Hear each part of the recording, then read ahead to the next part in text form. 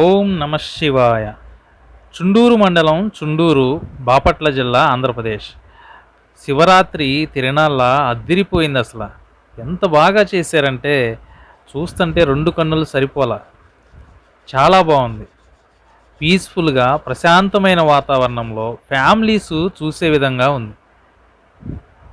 ఎక్కడ చూసినా సరే పిల్లల కేరింతలు, పెద్దవాళ్ళ భక్తి ప్రవచనాలు, ప్రభలు, అస్సలు ఒకటేంటి ఎటు చూసినా సరే జనమే.